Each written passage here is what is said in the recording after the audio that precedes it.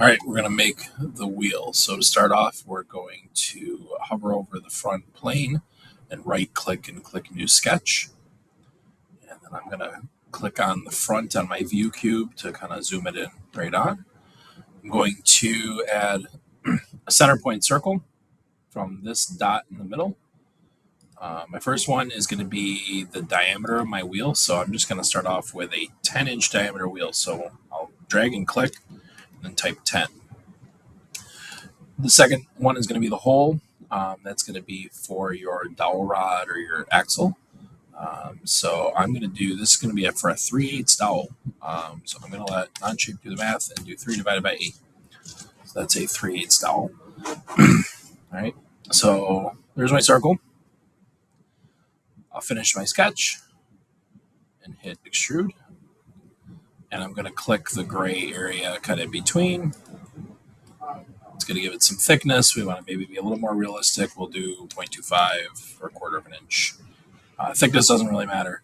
The laser cutter will not see the thickness. It will only see the lines. Right. So then I'm going to create my pattern. So there's two ways to create a pattern.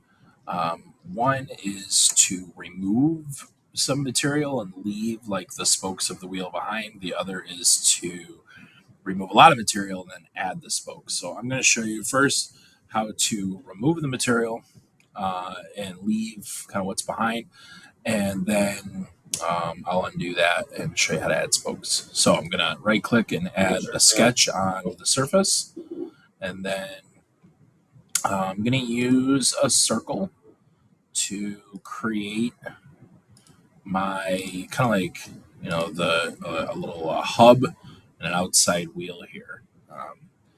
I'm going to dimension that. So across the top here, I have a lot of options. So dimension is one with the two arrows. I can also hit D on the keyboard. And I can click on these two lines and it'll tell me like how much distance between them. So I'm going to just leave a 1/2 inch of material on the end. And then I'm going to do the same thing here. Okay. And then I'm going to draw what I'm going to remove. So I'm going to use, in this case here, I'll use my line command. And I'm going to kind of zoom in here. You'll see that there's a little yellow line that comes up from the middle. That tells me that it's lined up. If I'm out on the edge, this little thing that's kind of following my crosshairs is telling me that the dot that, or the line that I'm going to create is connected. It's called coincident. So to keep this simple, let's just draw a line straight up that connects these two items here. And then I'm going to right click and hit escape. I'll click line again. And I'm going to draw another line like this. And if you wanted to sort of measure this or get an angle there, I could dimension like an angle, and I could make this, 30 degrees from in there. If I wanted this to line up from this center point, I could kind of draw that from there differently.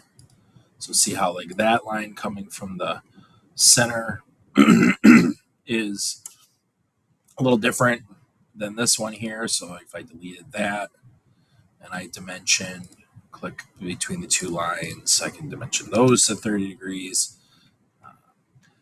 I don't want this extra line down here, so I can trim some of my shape. So I can click trim.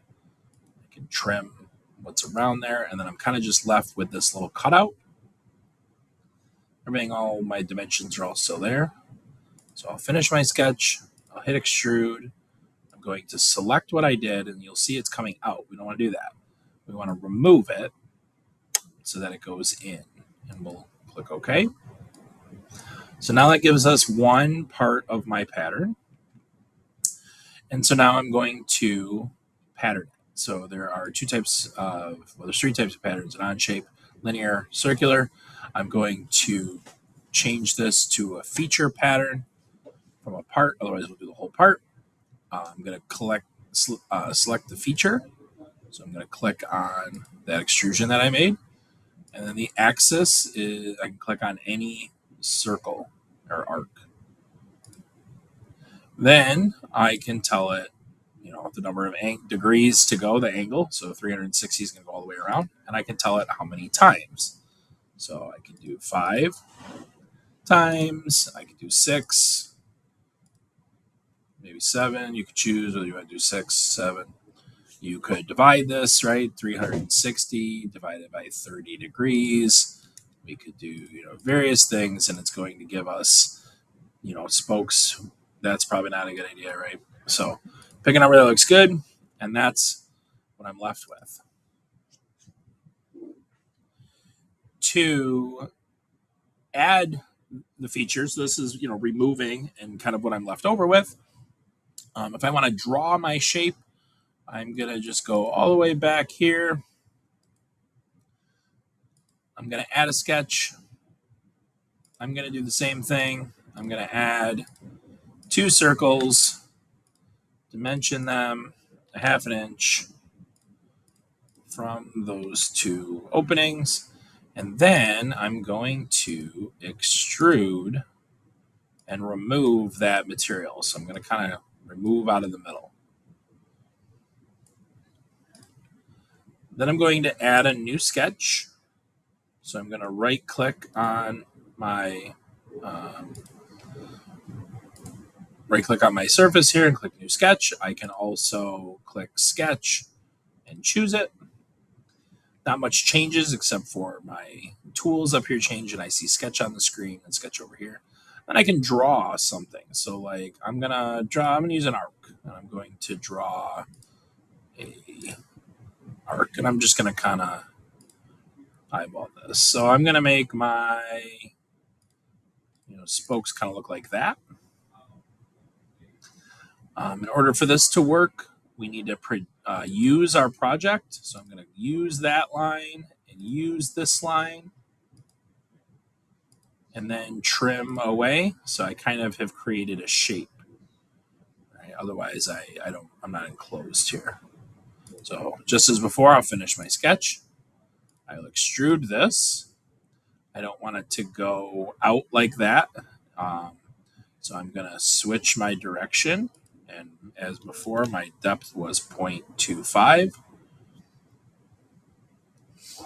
And I'm going to add this instead of new, and I'm going to click merge with all.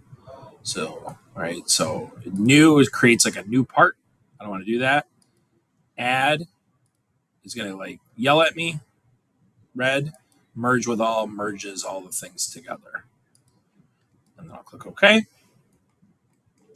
And then, as I did before, a circular pattern, feature, choose that extrusion, the axis, any arc will do. I'm going to click reapply because it doesn't like what I was doing there. So I could do 4, I could do 5, whatever you want, and click OK. And there you go.